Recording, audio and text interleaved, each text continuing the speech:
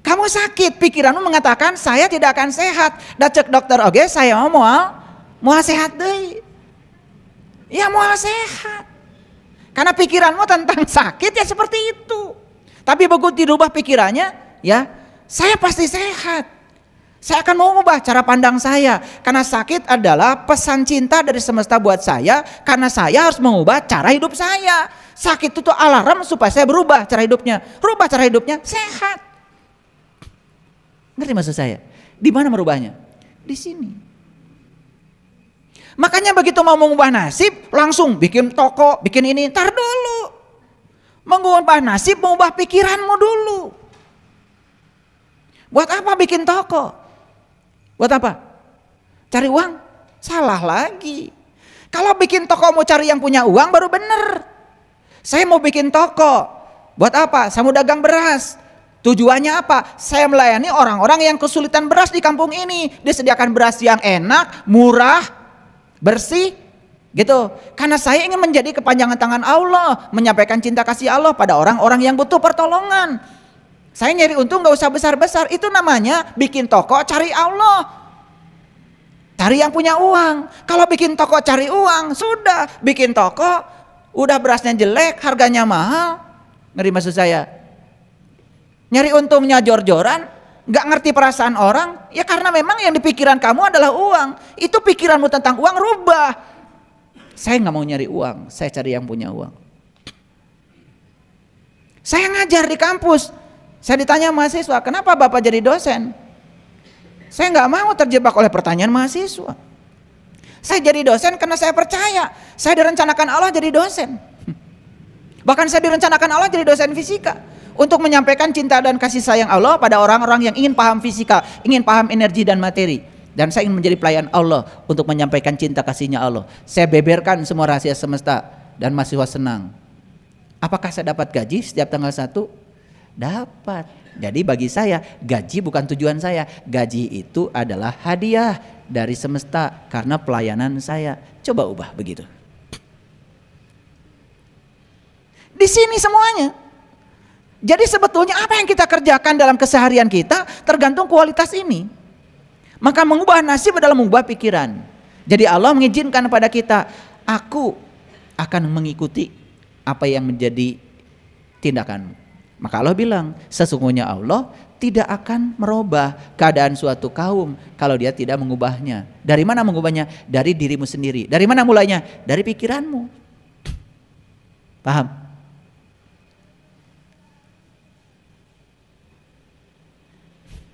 Saya sedang ngebangun jalan di Jelekong. Orang yang dipercaya oleh saya di sana selalu bilang sama saya, ayah katanya, batu kan mahal. Saya bilang, gak usah berpikir mahal, berpikir kebeli aja. Makanya dia suka ngirit-ngirit. Ya. Hari ini katanya cukup 4 truk, mahal cukup. Genap truk kata saya, cekap 4, telepon deui sore, seep batu ayah, tah da maneh mah. Hayo mikiran teh mahal. Duit mah buatan peruri, batu mah buatan Allah. Sama ya, uang tuh buatan peruri, beras buatan Allah. Duit buatan peruri, itu yang namanya pisang, beras, daun singkong, itu buatan Allah semua. Sebetulnya uang yang kita belikan untuk menukar itu nggak sebanding. Makanya kalau ke pasar ada orang jualan singkong, nawarkan 10.000, tong ribut, beli. Ditawar. Menawar orang sama menawar Allah. Da singkong mah buatan Allah, duit mah buatan peruri. Makanya kita tuh harus punya tata titi. Kalau nawar, ieu beri ngaleos. Nawar nage 2.000, 2.000-nya sakilo, aduh, hayang nyiwit.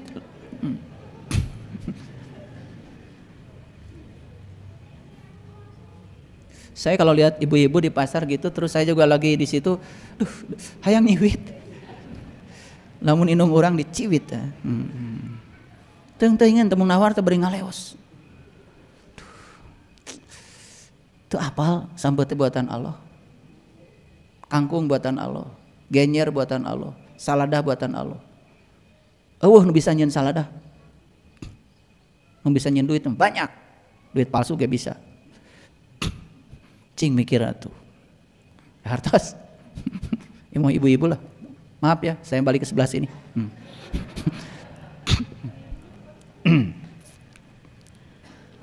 Jadi siapa yang menentukan nasib atau takdir seseorang itu sekarang? Siapa? Siapa? Yang menentukan nasib dan takdir kita adalah diri kita sendiri. Siapa pencipta nasib dan takdir kita? Yang paling utama adalah pikiran kita. Memang jalurnya pikiran lewat kata-kata, kata-kata lewat tindakan, tindakan lewat kebiasaan, kebiasaan jadi karakter, jadi nasib. Itu jalurnya. Tetapi sesungguhnya pencipta kehidupan kita adalah diri kita sendiri. Nah sekarang di mana Allah? Allah sang kehadiran, Allah sang keberadaan. Ngikuti apa yang menjadi maunya kita. Adil nggak kalau gitu? Ngerti sekarang koto dan kodar? Tambah caang atau tambah pusing? Ya caang ya. Gitu. Memang saya ngajarnya harus pelan-pelan. Kalau saya nggak pelan-pelan, ngasih contoh dulu, nggak gitu. Itu metodologinya itu. Makanya maaf ya, memahami sesuatu dengan mengajarkan itu berbeda. Tidak semua orang yang memahami sesuatu bisa mengajarkan. Makanya kenapa sekarang guru itu disebut profesional. Makanya ada sertifikat mendidik. Karena tidak semua orang yang ngerti fisika bisa jadi guru fisika. Tidak semua orang yang ngerti matematika mengajarkan matematika, karena harus ada sertifikat mendidiknya. Makanya ada yang namanya program pendidikan profesi guru, PPG namanya, pendidikan profesi guru. Karena guru itu sudah profesi, sama seperti dokter. Bedanya apa? Kalau dokter ngasih obat salah, katingali langsung ayeuna. Guru mah ngasih konsep salah, teu katingali, ta eta amanah guru mah. Guru ngajar matematika salah, nggak kelihatan. Budak teh baru sadar, guru SD na ngasih matematika salah itu paling juga ntar di perguruan mun sadar eta ge budakna. Makanya guru mah aman. Iya, guru SD ngajar salah nggak ada, tetap aja masih dinyanyikan lagu himne guru toh. Gitu. Nah itu bedanya. Kalau dokter ngasih obat salah, ayeuna katingali. Lamun guru ngasih pelajaran yang salah, katinggalinya teh namanya 10-20 tahun yang akan datang. Makanya guru nggak boleh salah. Itulah ya, jangan menganggap remeh sama profesi guru. Ya, gitu. Pertanyaan selanjutnya, mungkinkah Allah yang Maha Pengasih, Maha Penyayang bertindak sewenang-wenang menentukan keadaan seseorang menurut kehendaknya sendiri? Mungkin? Nggak mungkin. Dia Maha Pengasih, Maha Penyayang. Tapi Allah sudah ngasih pilihan. Nah, siapa yang dikasih pilihan oleh Allah? Siapa? Dari semua makhluk yang dikasih pilihan oleh Allah siapa? Hanya manusia. Kenapa manusia dikasih pilihan? Kenapa?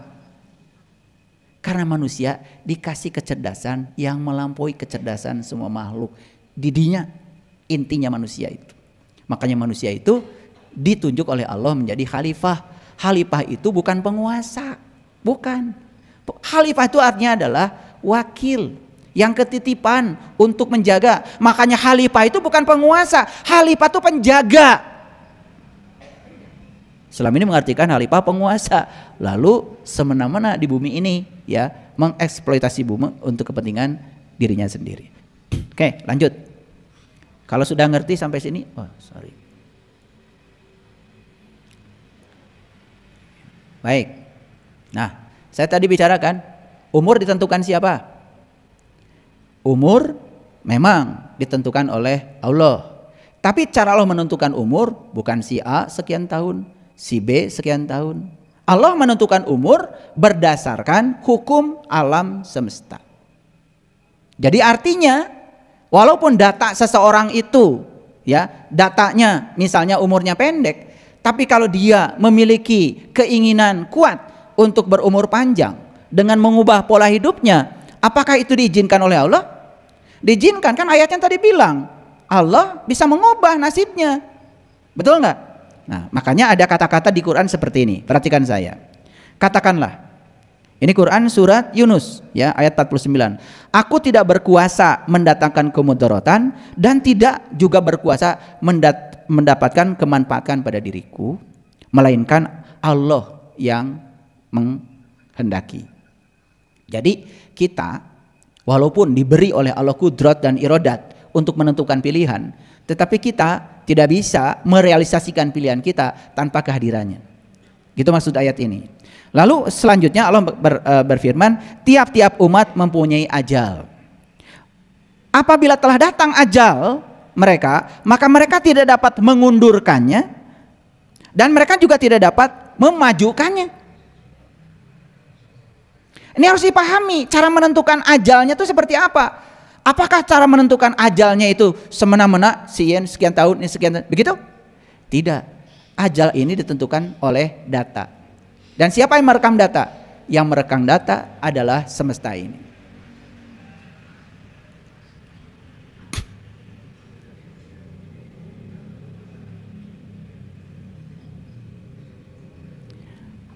Gitu.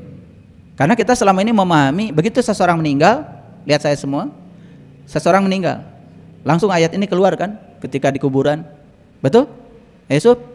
Betul kan? Pasti ayat ini kan likulli umatin ajalun idza jaa ajaluhum fala fala yastakhiruna sa'a. Ini sering dibaca. Oh, ini udah ajalnya, udah harus mati hari ini. Tidak bisa diundurkan, tidak bisa dimajukan. Pemahaman kita ditentukannya oleh Allah dak aja hari ini. Lalu semua itu ditempuhkan oleh Allah tentang cara hidup orang ini seperti apa, tentang pola hidupnya seperti apa, pola pikirnya seperti apa. Toh sih yang paling aman mah tempuhkan oleh Allah sedayan. Padahal sebetulnya yang namanya ajal itu terjadi karena pertemuan antara dua kudrat. Sama seperti ini, tidak ada pertemuan kalau nggak ada kalian nggak ada saya. Pertemuan itu selalu ada dua pihak, betul? Jadi ajal itu harus ada dua pihak. Ada pihak kitanya, ada pihak Allahnya. Nah, ketika pihak kita dan pihak Allah bertemu, di situ ajal. Tos cundu kana waktu, cinda kana, ninggang kana, cundu kana waktu, ninggang kana mangsa. Nah, cundu kana waktu, ninggang kana mangsa itu bukan berarti ditentukan oleh satu pihak, tetapi ditentukan oleh dua pihak. Gitu. Paham maksud saya? Jadi kalau begitu, apakah kita bisa mengubah data kita? Bisa. Bisa. Kahartos ya? Nah, kalau saya tidak jelaskan begini kan bingung. Di satu sisi katanya semua sudah ditentukan dia. Di sisi lain dia sendiri mengatakan, boleh kamu mengubahnya. Kan bingung kita. Nah, sekarang sudah ketemu titik temunya. Karena ruhku, bagian dari dirinya Allah yang ditiupkan ke dalam diri kita, kan diberi kuasa juga, diberi kudrat dan irodatnya. Makanya di Quran Allah sering sekali mengatakan, yahdillahu linurihi mayasa. Allah akan menunjukkan pada cahayanya siapa yang dikehendaki. Dan siapa yang dikehendaki oleh Allah? Yang punya kehendak. Oke, paham ya ayat ini? Oke, kalau sudah paham lanjut. Masih tentang ajal. Dialah yang menciptakan kamu dari tanah. Kemudian dari tanah ini jadi setetes mani. Gimana dari tanah jadi mani? Ya tentu saja lewat proses makanan. Betul? Ya bukan tanah dirubah jadi air mani. Ya tanah ngasih makanan. Gitu, makanan dimakan. Nah baru jadi setetes mani. Sesudah itu menjadi segumpal darah. Kemudian setelah itu kamu dilahirkan. Kamu jadi seorang anak. Kemudian setelah itu kamu akan menjadi dewasa. Kemudian setelah itu kamu menjadi tua. Di antara kamu ada yang diwafatkan sebelum itu? Ada. Nah, siapa yang mewafatkan dia sebelum tua? Kan tadi prosesnya dari tanah, air mani, darah, daging, lahir jadi anak, kemudian jadi apa itu? Jadi dewasa, jadi tua. Tapi Allah mengatakan ada juga yang diwafatkan sebelum itu. Itu fakta kan? Nah, siapa yang mewafatkan orang ini? Allah saja? Tidak. Allah beserta orang ini. Yang maksud saya, situ ajal terjadi. Ada pertemuan dua hal, gitu. Ngerti ya? Jadi ajal itu bukan ditentukan si A sekian, si B sekian gitu. Nah selama ini kan kita memahaminya begitu. Nah sekarang saya kasih tahu ya pemahaman yang masuk akal seperti apa supaya kita sadar. Nah sekarang kan kita berbesar hati. Oh sebetulnya kita bisa mengubah dong kehidupan saya, betul? Agar saya bisa. Tetapi walaupun akhirnya sesehat-sehatnya juga kita mengubah pola hidup, tetap saja pada akhirnya kan tubuh ini tidak bisa dipertahankan lagi. Nah itu masuknya hukum alam. Itu hukum alam. Oke. Nah itu alamiah ya. Baik, lanjut lagi. Tentang umur sekarang. Dan sungguh kamu akan mendapati mereka manusia yang paling tamak kepada kehidupan, bahkan lebih tamak lagi dari orang-orang musyrik. Masing-masing mereka ingin agar diberi umur 1000 tahun. Padahal umur panjang itu sekali-kali tidak akan menjauhkannya dia dari siksa. Allah Maha mengetahui apa yang mereka kerjakan. Jadi ayat ini mengatakan sebetulnya kan manusia ini inginnya kan hidup 1000 tahun. Kan ada lagunya kan, ingin hidup 1000 tahun lagi. Ya. Nah itu sebetulnya boleh, ingin hidup 1000 tahun boleh, walaupun tidak sampai 1000 tahun. Setidak-tidaknya ingin hidup sehat, ya kan, berkelimpahan, bahagia kan gitu. Dan semua itu tergantung pada kita sendiri. Nah kemudian kita lihat di Quran surat Al-Fatir ayat yang ayat yang ke-11. Dan Allah menciptakan kamu dari tanah, kemudian air mani, kemudian Dia menjadikan kamu berpasangan. Jadi pasangan itu jasmani dan rohani, bukan suami istri. Dan tidak ada seorang perempuan pun mengandung dan tidak pula melahirkan, melainkan dengan sepengetahuannya. Jadi sebenarnya yang melahirkan anak kita bukan kita, yang melahirkan anak kita itu Allah. Betul? Kita cuman jadi lantaran melahirkan anak kita, kan begitu. Dan sekali-kali tidak dipanjangkan umur seseorang yang berumur panjang, dan tidak boleh dikurangi umurnya, melainkan sudah tertulis dalam kitab. Nah kitab itu data tadi. Data apa? Qadha. Ya toh? Itu sudah tertulis dalam kitab. Kitab siapa? Kitabmu sendiri. Di mana adanya? Di datamu. Itu qadha. Paham sekarang? Nah ini ayatnya. Diperkuat ya ayatnya. Silakan dicatat nama-nama ayatnya. Lalu Quran surat Al-Fatir ayat 37, dan mereka berteriak di dalam neraka itu, ya Tuhan kami, keluarkanlah kami, niscaya kami akan mengerjakan amal soleh yang berlainan dengan yang telah kami kerjakan. Jadi orang ini berteriak dalam neraka sudah mengerjakan amal soleh, tetapi amal soleh yang dikerjakan malah memasukkan dia ke dalam neraka. Maka dia janji ingin keluar dari neraka, ingin mengerjakan amal soleh yang berlainan. Nah makanya harus tahu amal soleh ya. Itu. Nah tetapi jawaban Allah apa? Apakah kami tidak memanjangkan umurmu dalam masa yang cukup untuk berpikir? Jadi para sahabat, ayat ini mengatakan pada kita bahwa kita dipanjangkan umur satu tujuannya, hanya untuk berpikir. Tahu berpikir? Tahu apa tidak? Kalau tidak saya kasih tahu. Berpikir udah tahu belum? Ya bilang aja belum tahu. Berpikir udah tahu belum? Belum. Mangut-mangut aja. Tahu berpikir udah. Mikirin beras gitu. Hati tahu, berpikir berarti menggunakan pikiran. Kalau menggunakan pikiran, ada yang digunakan, ada yang menggunakan. Yang digunakan pikiran, siapa penggunanya? Tuh kan bingung kan? Makanya mangut-mangut aja kayak yang bener.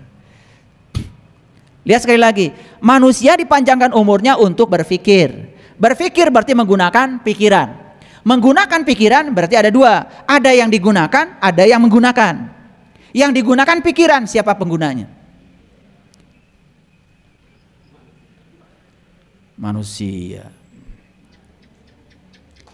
Yang digunakan adalah pikiran, penggunanya adalah kesadaran.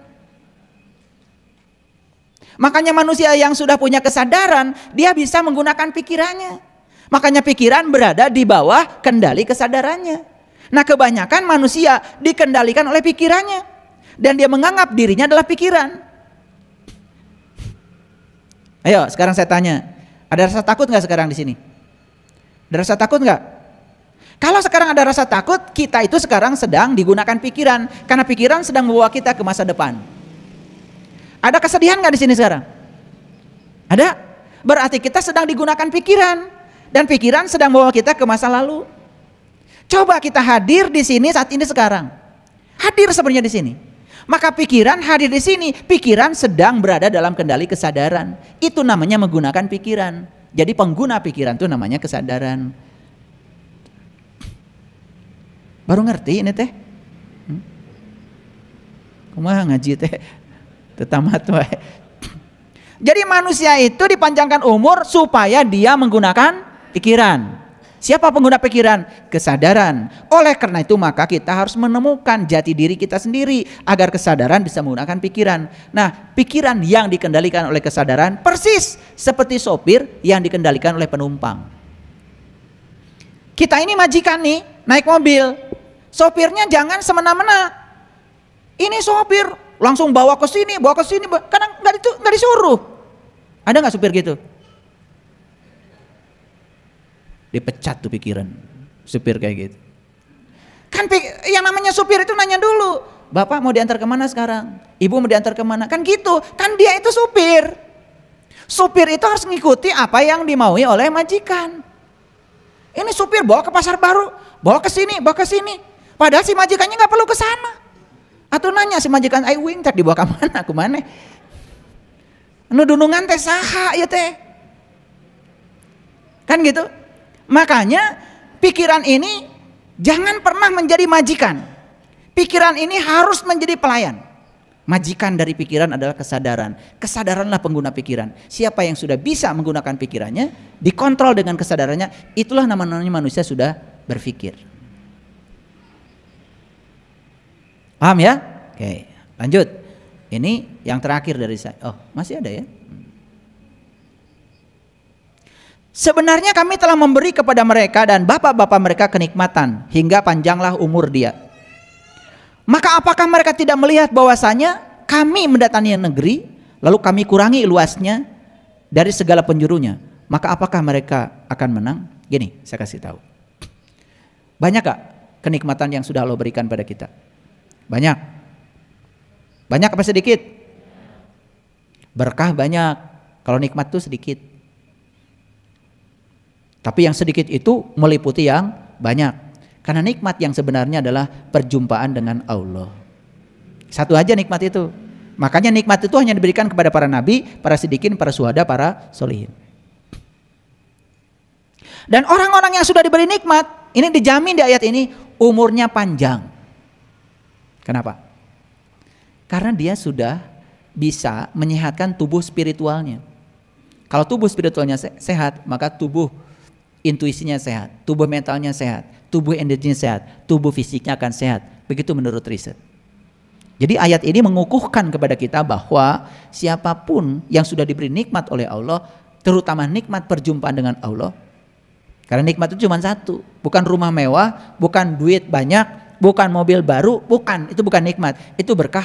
Karena nikmat itu di Quran sangat spesifik. Hanya diberikan kepada para nabi, para siddiqin, para syuhada dan para sholihin. Nikmat itu adalah menemukan jalan syiratal mustaqim. Maka di Quran surat Al-Fatihah dikatakan syiratal ladzina an'amta alaihim. Ya kan? Ihdinas syiratal mustaqim, syiratal ladzina an'amta alaihim. Tunjuki aku ke jalan syiratal mustaqim, jalannya orang yang telah diberi nikmat. Jadi nikmat itu adalah menemukan jalan syiratal mustaqim. Lewat jalan itu kita bisa berjumpa dengan jati diri kita sendiri. Itu nikmat yang sebenarnya.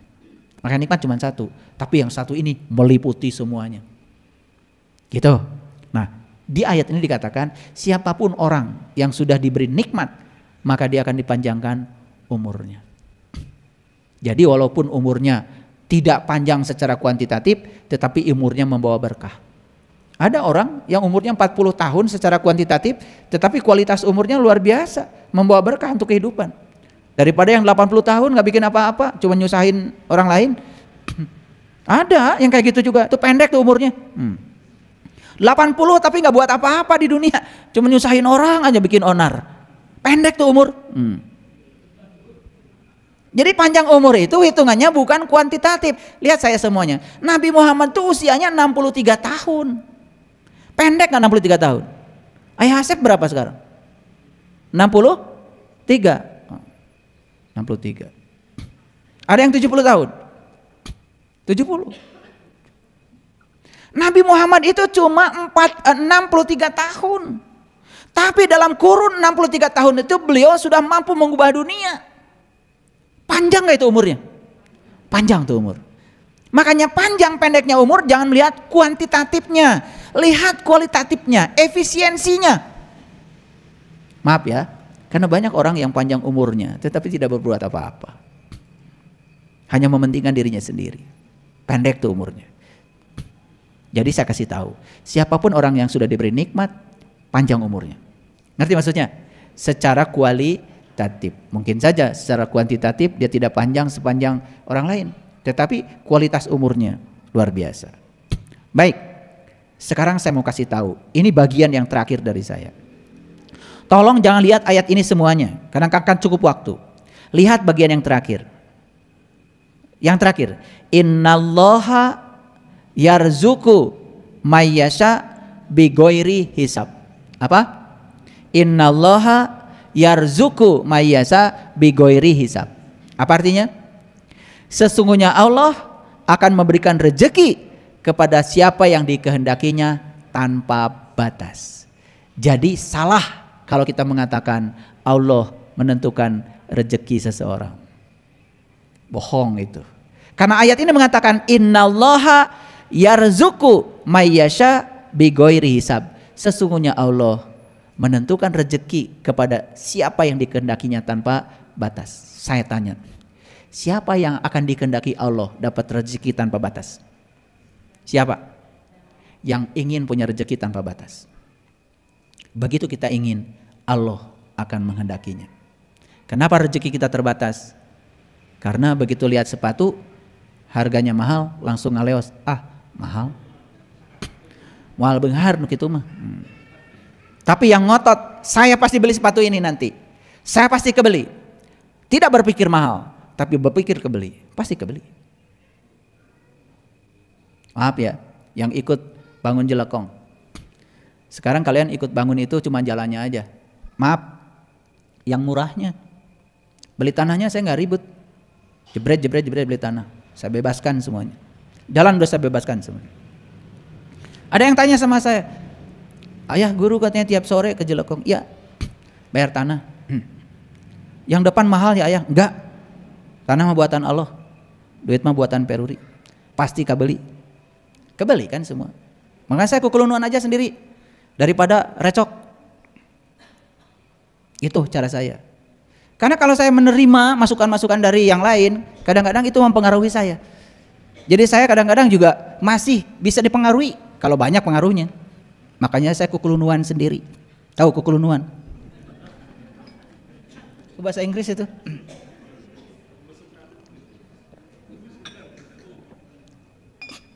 Taunya kalian sekarang tanah udah beres. Itu aja.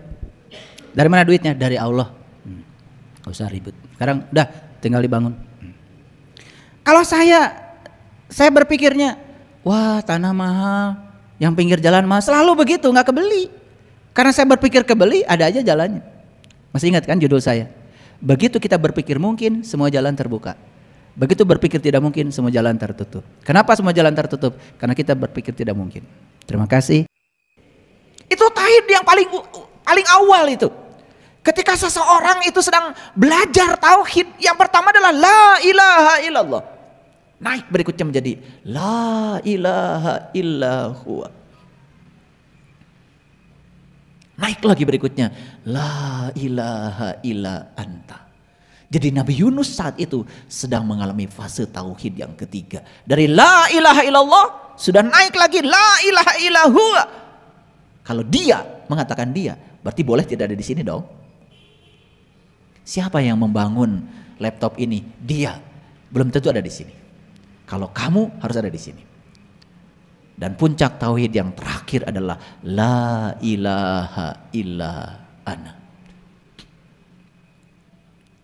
Jadi la ilaha illallah naik lagi menjadi la ilaha illa huwa, naik lagi menjadi la ilaha illa anta. Dan puncaknya adalah la ilaha illa ana. Tidak ada Tuhan kecuali aku. Siapa yang mengalami puncaknya tauhid itu? Dalam Quran diabadikan puncaknya tauhid itu dialami oleh Nabi Musa dalam Quran surat Toha. Innani anallah la ilaha illa ana fa'budni wa aqimis sholata li zikri.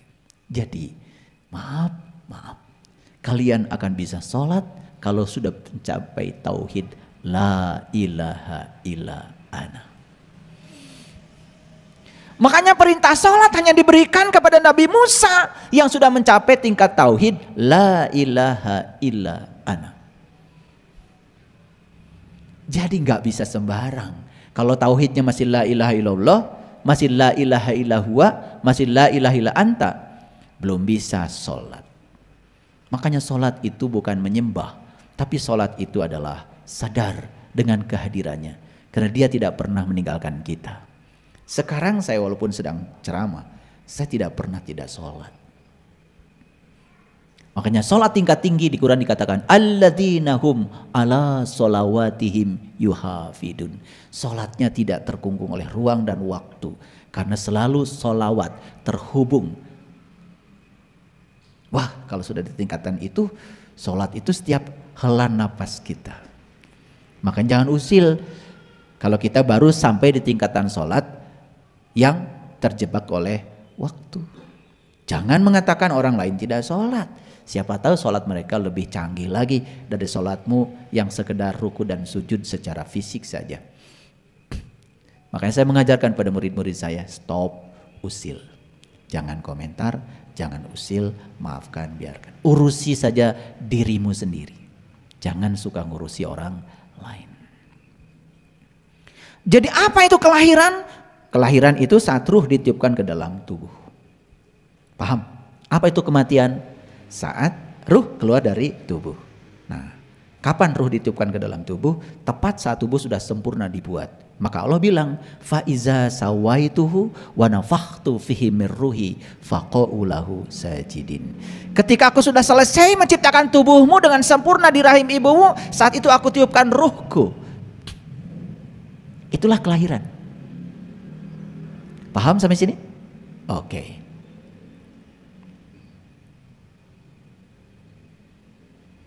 Apa yang ditiupkan ke dalam tubuh? Yang ditiupkan ke dalam tubuh itu adalah ruh. Dan ruhnya bukan ruh siapa-siapa, ruhku, bukan ruhmu. Jadi kalau kita berpikir, yang mana ruh saya? Gak ada. Karena yang ada adalah mirruhi, ruhnya Allah. Jadi siapa saya? Jawab sendiri ya. Kan tidak ada ruh saya. Yang ditiupkan Allah itu adalah ruhku, kata Allah. Tidak ada ruhmu. Allah tidak pernah meniupkan ruhmu. Tidak, yang ditiupkan adalah ruhku. Nah, dalam ruh itulah ada jiwa. Jadi keseluruhannya disebut ruh. Bagian dari ruh ada namanya jiwa. Itulah dirimu, itu diri sejatimu, yang sering disebut dengan nur insan. Karena cinta kasihnya Allah, maka nur insan ini tidak dibiarkan sendiri, ditemani oleh Allah dan Rasulnya. Rasul yang mana? Rasul sejati yang punya sifat sidik, amanah, fatonah, balagoh ada dalam diri kita, ada hidup dalam diri kita itu. Sayang sekali banyak yang tidak tahu. Nah, itu cinta kasih semesta. Jiwa kita ini tidak pernah tidak didampingi, sekotor apapun, didampingi oleh Allah dan Rasulnya. Di sini. Itulah pentingnya kalian mengalami syahadat sejati yang itu. Itu yang disebut dengan syahadat suci. Itu yang harus dialami. Kalau syahadat kita belum di tingkat itu, baru di tingkat mulut di sini, itu masalah kita. Sehingga kita tidak pernah bisa sholat dalam tingkatan Ibrahim. Makanya maqamu Ibrahim musola. Sholatlah kamu di tingkatan Ibrahim. Karena Ibrahim sebelum sholat kan berjumpa dulu dengan jati dirinya yang sejati. Jadi ulangi, dalam ruh itu ada jiwa. Makanya di Quran dikatakan laqad kafaral ladzina qalu inallaha salisu salasa. Maka tertutuplah orang-orang yang mengatakan Allah salah satu dari yang tiga. Konsepsi tentang Allah di Quran selalu nur insan, nur Muhammad, dan nurullah. Gumulung manunggal. Itu namanya syahadat suci. Nah, jiwa inilah yang memiliki karma. Jiwa inilah yang harus diselesaikan dalam kehidupan ini. Maka jiwa ini untuk menyelesaikan karma ditiupkan kembali ke dalam tubuh. Jadi jiwa inilah yang sedang menjalani karma. Tetapi untuk menjalani karma, jiwa dibimbing oleh Allah dan Rasulnya. Itu cinta kasih semesta. Makanya jiwa ini masuk ke dalam tubuh mengalami kelahiran. Jadi untuk apa sebetulnya jiwa ini harus lahir lewat tubuh? Karena jiwa ini harus kembali ke fitrahnya. Kapan jiwa kembali ke fitrahnya? Ketika jiwa ini sudah bisa menyelesaikan semua utang karmanya. Makanya maaf, sekarang ini orang justru datang ke sini bawa utang. Ada 3 utangnya. Satu, Ya, utang masa lalu yang belum selesai. Yang kedua, jalan bengkok yang pernah dilalui. Yang ketiga, pekerjaan masa lalu yang belum selesai dan dia datang ke sini membawa utang. Malah di sini dia bikin utang baru. Jadi utang lama tidak terbayar, utang baru dibuat lagi. Akibatnya dia bertumpuk-tumpuk utang. Itu yang dikatakan Rasulullah, janganlah kamu mati membawa utang. Nah, selama ini utang yang dimaksud oleh kita adalah ke BRI, ke BCA. Lah kalau utang itu kalian mati, ya enggak apa-apa. Nanti kan BCA juga cari ahli warisnya. Karena saat kalian menandatangani utang, itu sebetulnya secara implisit ahli warismu juga ikut menandatangani. Ada rumahnya pasti dirampas bank, gitu. Makanya utang manusia yang paling besar adalah tidak tahu Tuhan. Karena kita asalnya tahu Tuhan, menjadi tidak tahu Tuhan, maka saat manusia tahu Tuhan kembali disebutnya taubat. Nah, kalian mengartikan taubat apa? Makanya banyak orangnya, wah kamu banyak dosa ya, tobat. Apa tobat itu? Ya Allah, gitu. Itu bukan tobat, itu nangis namanya. Tobat itu lihat HP saya, di situ kan? Nah saya pindahkan ke sini, itu pindah tempat, kembali ke sini, namanya tobat. Tobat itu bahasa Arab, artinya kembali. Kembali mengenal Allah, itu namanya tobat. Maka di Quran dikatakan, siapa yang kembali kepada Allah, maka pasti akan dapat ampunan Allah secara otomatis. Tobat dampaknya adalah ampunan. Apa yang diampunkan? Hati-hati. Yang diampunkan cuma satu dosa. Karena dosa manusia itu cuma satu. Saya heran gitu, ada yang membagi dosa. Dosa besar, dosa kecil. Ada pembagian lagi. Di Quran gak ada. Ngarang itu.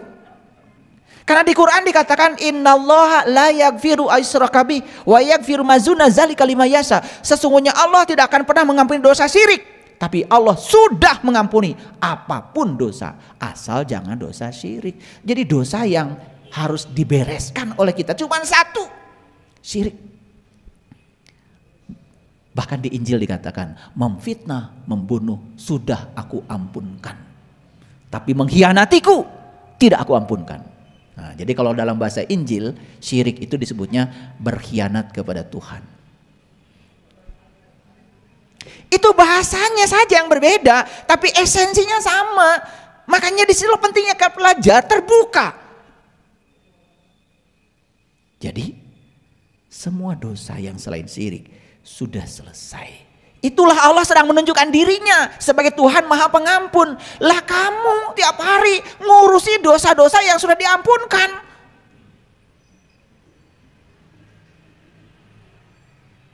Buang-buang waktu.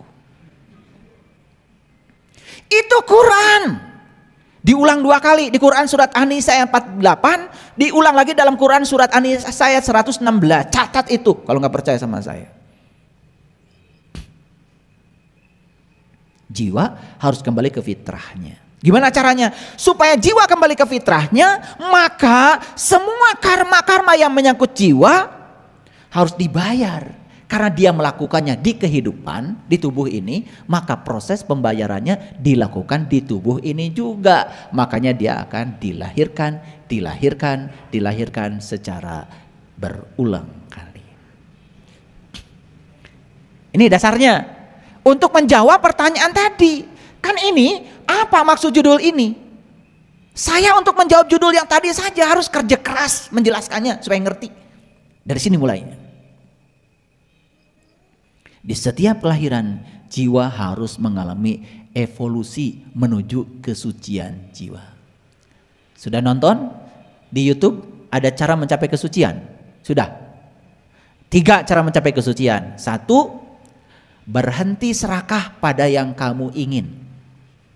2, berhenti membenci pada yang tidak kamu ingin. 3, hadirkan cahaya ilahi dalam kegelapan batinmu. 3 itu yang akan mengantarkan kita kepada kesucian. Jadi orang suci dilihat dari sikapnya. Ketika dia mendapatkan yang dia ingin, tidak serakah. Ketika mendapatkan yang tidak dia ingin, dia juga tidak menghindar, tidak menolak, tidak benci. Itulah ciri orang suci. Orang suci itu bukan pakai jubah, pakai tongkat, jalannya miring, Kesucian itu harus diukur dengan indikator yang realistis. Lihat saya semuanya.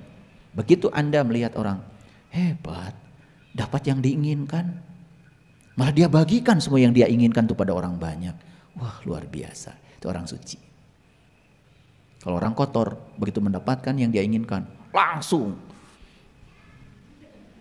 hasil saya, milik saya, enak aja. Mau zakat 2,5% aja nggak mau. Itu orang kotor, walaupun pakai jubah putih, kalau masih punya ikatan pada hartanya, kotor. Makanya kalau saya ngukur orang kotor gampang. Kamu tadi malam mimpi apa? Dikejar anjing gelo, kotor. Gitu aja. Orang suci nggak mungkin mimpi dikejar anjing gila. Tadi malam tidur, iya tidur. Mimpi ketemu yang menyeramkan. Itu. Kalau tidur saja kamu didatangi yang menyeramkan, hidup itu menyeramkan, itu tanda bahwa jiwamu kotor. Dan saya pastikan orang-orang yang sudah selesai dengan hartanya, sudah tidak ada ikatan, tidak ada kemelekatan, dapat yang diinginkan biasa, dapat yang tidak diinginkan biasa. Ya, susah senyum, senang senyum, udah S4 sekolahnya.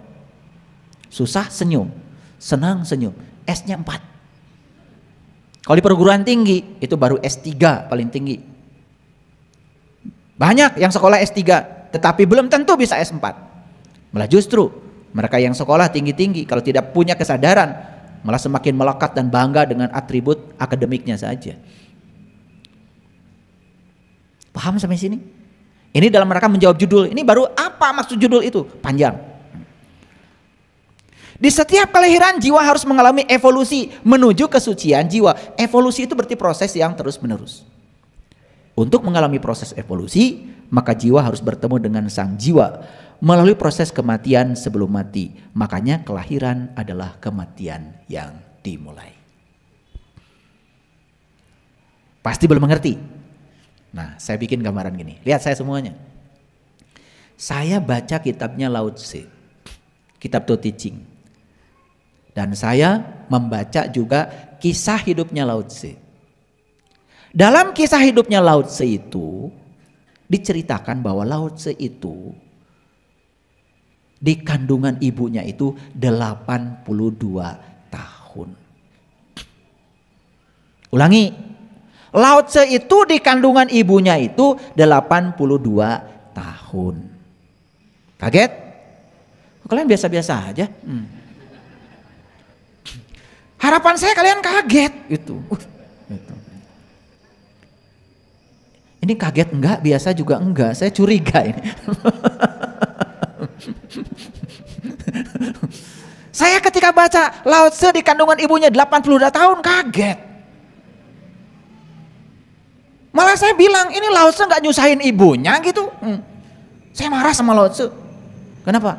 Kenapa dia gak mau keluar-keluar? Kan kasihan ibunya kalau 82 tahun. Kalian yang 9 bulan 10 hari aja repotnya kayak apa? Jadi saya 11 bersaudara, kata ibu saya ini 11 bulan. Begitu ibu saya bilang 11 bulan, aduh saya yang paling nangis depan ibu. Maka saya bilang, ibu kalau ibu sakit cukup saya yang dikasih tahu. Dan kalau ibu gak punya uang cukup saya yang diberitahu. Karena saya mengembalikan cita kasih saya. Saya 11 bulan kata ibu saya, apa saya gak ngerepotin ibu saya? Orang 9 bulan 10 hari udah pada keluar, saya masih nyungsap aja. 11 bulan kata ibu saya, mana anak ke-7 lagi? Ya Allah, saya saat itu, makanya itu janji saya pada ibu saya. Makanya ayah ibu saya meninggal di pangkuan saya, dua-duanya. Kelamaan saya di situ. Lao Tse 82 tahun. Percaya nggak kalian? Percaya apa tidak? Nah, atau bingung bilang. Jangan karena saya ngomong langsung percaya. Jangan percaya omongan saya. Kalau nggak masuk akal, tolak. Nah, bingung saya seneng. Bingung itu tanda-tanda ada kehidupan. Bingung itu ada potensi untuk jadi ngerti. Kan kalau bingung harusnya nanya. Betul nggak? Nah, ternyata yang dimaksud adalah karena tadi kelahiran adalah kematian yang dimulai. Jadi waktu di rahim ibu Lao Tse itu kan bertemu Tuhan. Waktu di alam Mas Kumambang tadi, dia itu menyaksikan Tuhan. Ternyata saat dia lahir ke alam dunia, dia tidak mau melupakan yang dia tahu saat di rahim ibu. Sebetulnya 82 tahun itu usianya Lao Tse. Jadi selama 82 tahun dia itu selalu mengalami kematian. Tetapi mati selagi hidup. Makanya kelahiran adalah kematian yang dimulai.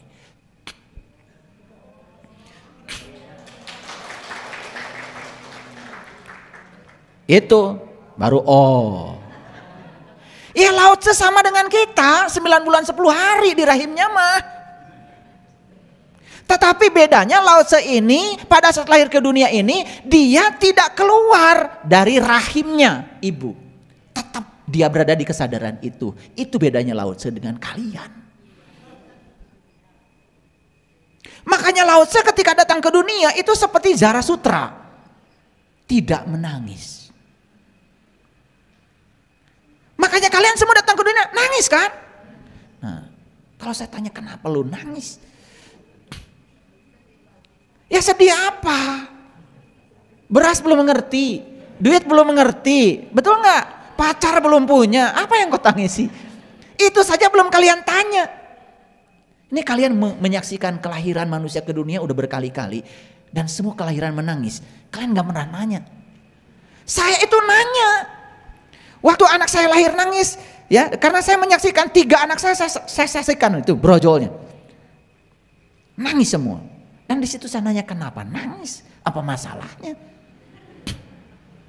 Karena saya bertanya maka semesta ngasih jawaban. Itu tangisan seorang anak karena keterpisahan. Waktu di rahim ibu itu penuh dan saat itu menyaksikan yang indah. Dan pada saat ini bolong karena ketuban sudah tidak menutup lagi. Saat itulah dia mulai mengalami keterpisahan. Dalam riset neuroscience, manusia mulai melupakan Tuhan di hari ke-8 dari kelahirannya. Geus hari kasabaraha ayeuna. Dan kalau itu tidak dibayar di kehidupan ini, kamu mati dalam keadaan punya utang. Makanya harus dibayar. Diutusnya para nabi, para rasul untuk mengajarkan bagaimana cara bayar utang. Makanya Allah bilang di Quran, Inna fatahna laka fatham mubina liyaghfir lakallah ma taqaddama min dambika wa ma ta'akhkhar. Barang siapa yang mengalami keterbukaan mata kolbunya di dunia sekarang ini, maka Allah bilang, aku bebaskan dia dari dosa yang lalu dan dosa yang akan datang. Dosa mana? Dosa nggak tahu Tuhan. Karena dosa kan cuma satu tadi. Makanya jangan sembarangan kalau ngaji. Saya heran ya, banyak orang bilang pedoman hidupnya Quran, tapi nggak ada Qurannya. Semua persepsi pribadi saja terhadap agama. Ketika ditanya dasarnya yang mana nggak jelas juga. Ya, bahasa Inggrisnya urup up, arep up. Ya. Nah, sampai sini ngerti ya? Ini baru judul. Nggak apa-apa, hari ini ngaji judul aja udah bagus. Nah, kenapa muncul judul? Kelahiran adalah kematian yang dimulai. Jadi sebetulnya Lao Tse saat lahir ke dunia ini, ya begitu lahir dia sudah langsung mati lagi. Tetapi bukan mati dalam pengertian mati, hanya mati egonya. Karena saat itu kecerdasan semesta tanpa batasnya tidak berubah. Makanya beliau lahir dalam keadaan memiliki intelijensia tertinggi, bukan intelektual. Kalau intelektualitas itu hasil sekolah, kalau intelijensia itu kesadaran. Nah pertanyaannya kenapa beliau punya kesadaran seperti itu? Bahkan saya supaya tidak alergi, saya membaca seorang yang sangat luar biasa, saya kagumi buku-bukunya. Dan ternyata orang ini begitu lahir ke dunia, itu gak makan, gak minum, gak nyusu. Jadi begitu lahir ke dunia, gak makan, gak minum, tidak juga mau dikasih air susu, keluar. Selama 7 hari.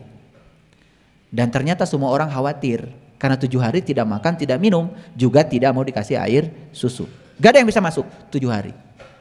Setelah 7 hari baru bisa air susu masuk. Nah ketika dia sudah dewasa ditanya, kenapa Anda waktu lahir ke dunia ini kok tidak makan, tidak minum selama 7 hari, tapi Anda baik-baik saja? Apa jawabannya? Pada saat saya mati saat itu, saya bernazar untuk saum selama 7 hari. Keburu saya mati. Makanya begitu saya lahir punya tubuh, saya lanjutkan saum saya. Ini kelahiran orang yang berkesadaran. Nah, makanya orang yang berkesadaran lahir, kelahirannya itu sudah menyatakan bahwa kematian sudah dimulai. Tapi bukan mati yang itu. Tapi yang dimaksud adalah mati sakjroning urip. Makanya setelah alam mas kumambang dilalui, berikutnya kan mijil. Yang diabadikan di Mekah menjadi mencium Hajar Aswad. Makanya figuranya Hajar Aswad persis seperti rahimnya seorang ibu. Makanya Hajar Aswad itu kepala kita saat nongol di rahim ibu. Itulah titik awal kita datang ke dunia ini. Menjadi titik awal kita tawaf di sana. Beruntung kalian hari ini ngaji dengan saya, ngerti. Padahal kan udah 11 kali kan ke sana. Pokoknya suruh muter 7 kali muter aja. Nah, udah muter langsung aja merasa ahli surga. Ngerti juga enggak. Kenapa 7 enggak ngerti. Kenapa lo dari Hajar Aswad juga enggak ngerti. Stop dulu ya. Karena kalau kepanjangan nanti saya cerita umroh malah. Lanjut dulu. Setelah mijil kemudian masuklah fase namanya sinom. Masa lucu-lucunya. Kalian dulu lucu. Kalian sekarang gak ada lucu-lucunya. Pika sebelun. Makanya setelah sinom berikutnya kinanti, asmarandana, gambuh, dandanggula, durma, pangkur, magatru. Puncaknya adalah pucung, pocong. Nah itulah yang disebutkan kematian. Jadi ketika pocong sudah kematian berarti tubuh ditinggalkan lagi itu oleh ruh. Nah ruh kemana? Ruh tidak mati, hati-hati. Ruh tidak mati. Jadi mati itu cuma berpisah aja tubuh dengan ruh. Karena tubuh ini sudah tidak laik pakai, dikembalikan ke tanah. Didaur ulang oleh tanah, dilebur oleh tanah. Jadi kangkung, jadi singkong, jadi pisang. Dimakan lagi oleh seseorang, kawin, bertemu lagi, jadi tubuh baru lagi. Ditiupkan lagi, terus saja begitu. Masuk akal? Makanya jangan khawatir mau mati di pesawat, mau mati kerendam di laut, nggak usah khawatir, nggak usah dicari. Loba gawe. Kan sama-sama ke bumi. Gimana kalau saya mati di laut, nggak di darat? Apa masalahnya lo? Masalah bagi lo kan gitu harusnya tanya. Mati di laut ya nggak apa-apa, ntar juga kamu dimakan ikan tongkol. Ikan tongkol ditangkap nelayan. Dibawa ke pasar, kan dimakan-makan juga. Habis makan tongkol, kawin. Kan bertemu lagi tuh 2 sel, betul nggak? Jadilah anak. Jadi tubuh ditiupkan lagi. Kan hasil tongkol. Masalahnya apa? Kita suka ribet ya. Wah mati di laut dicari. Aduh. Kan bumi ini ada daratan, ada lautan, yang nggak usah ada jadi masalah. Kan sama-sama ke bumi. Kan dari laut juga udah diambil, kan dikubur-kubur juga. Masalahnya apa? Yang kalau dari laut udah mati kemudian dikubur jadi masuk surga gitu? Ya enggak. Biasa aja akan dilebur oleh bumi karena bumi punya cara untuk meleburnya. Jadi saya kasih tahu, di tubuh kalian itu sekarang ada nggak air yang pernah menghuni dinosaurus? Mungkin. Di tubuhnya kalian sekarang ini ada nggak? Ya tubuhnya para leluhurmu yang sudah dilebur. Ada? Ada. Makanya kita suka rindu kampung halaman. Kenapa rindu kampung halaman? Karena tubuh kita itu berasal dari semua unsur-unsur yang ada di situ. Makan daun singkong dari situ. Apa daun singkong? Itu leluhurmu yang sudah di daun singkong. Sugan ngerti dikirkeun mah. Singkong itu ditanam di situ. Di situ dulu ditanam leluhur kamu. Cuman sudah nggak ada lagi batu nisannya. Udah dilebur oleh semesta. Sekarang sudah jadi mineral. Kan diserap singkong. Daunnya kamu makan. Setelah dimakan kemudian apa? Kawin. Lancar kalau cerita kawin. Kan jadi lagi, betul? Nah, apa yang terjadi? Yang terjadi, oh berarti tubuh saya berasal dari tanah di mana saya dilahirkan. Kan itu yang kita makan, betul nggak? Wajar nggak kalau rindu kampung halaman? Wajar, tetapi itu baru kampung halaman jasmani kita. Karena diri kita bukan tubuh, diri kita itu yang ada dalam tubuh yang abadi. Masa yang tubuh aja rindu kampung halaman? Sampai di Minang itu ada lagu, udah pulang kampung. Ya. Pulanglah udah.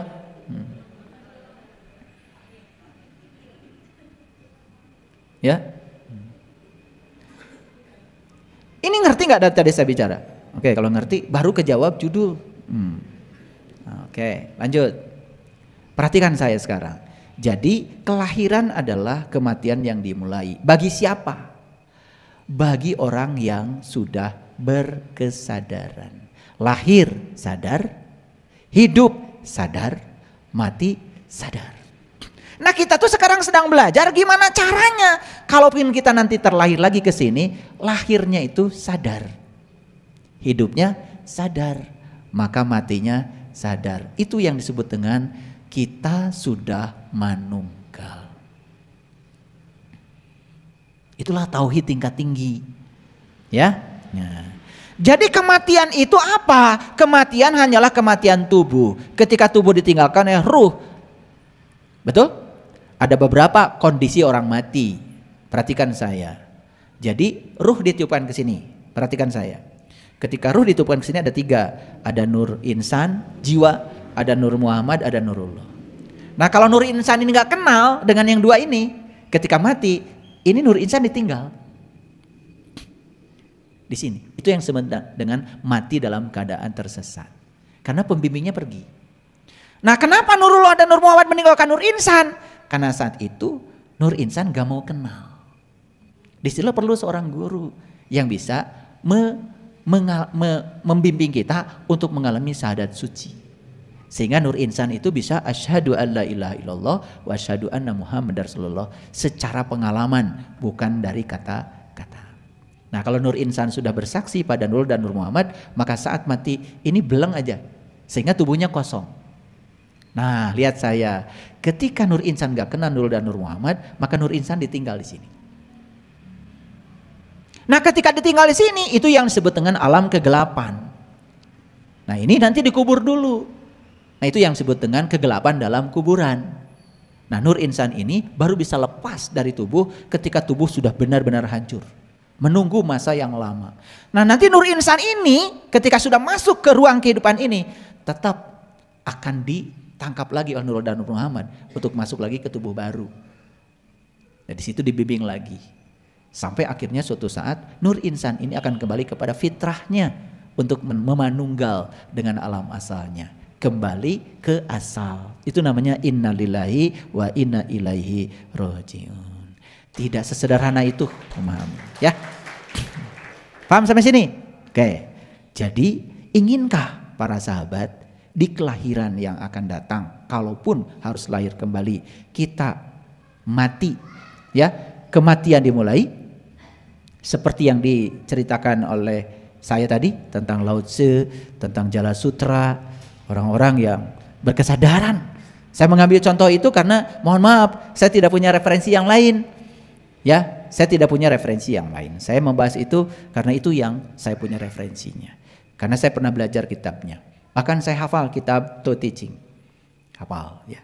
Jadi kitab To Teaching itu cerita tentang saat pertama, saat kedua, saat ketiga. Itu sama dengan martabat alam 7 kalau di ajaran leluhur kita. Nanti suatu saat saya bahas. Suatu saat, jangan sekarang, gak cukup waktunya.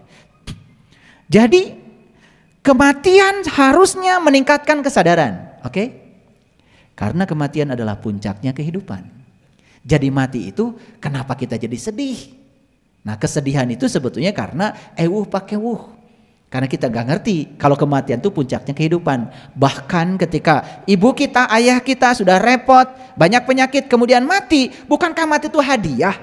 Dibebaskan beliau dari segala rasa sakit. Nah, kenapa jadi menangis? Ini yang tidak dimengerti. Bahkan ketika saya tidak menangis malah menganggap saya ini tidak berperasaan. Jadi saya tuh harus menangis gitu. Kalau saya sudah mengerti begini. Kita itu ketika orang lain tidak seperti kebanyakan orang walaupun benar kan dianggap salah. Betul? Oke, kematian adalah kenikmatan rasa mati selagi hidup yang panjang bahkan memasuki keabadian. Ngerti? Nah, lihat saya kalimat ini agak berat nih. Kematian adalah kenikmatan rasa mati selagi hidup yang panjang, bahkan memasuki keabadian. Gini. Ini yang sudah belajar tentang mati sajroning urip sekarang. Kan kalian merasakan kenikmatan luar biasa, walaupun hanya beberapa detik saja. Menyaksikan alam yang sangat indah, luar biasa dalam diri, bukan? Kan suka pengen lama. Betul? Nah, sabar. Karena sekarang gak bisa lama. Karena kita masih bolak-balik antara kanan dan kiri, antara akhirat dan dunia. Nanti kalau sudah mati beneran, kanan terus. Maka itu yang di Quran disebut golongan kanan.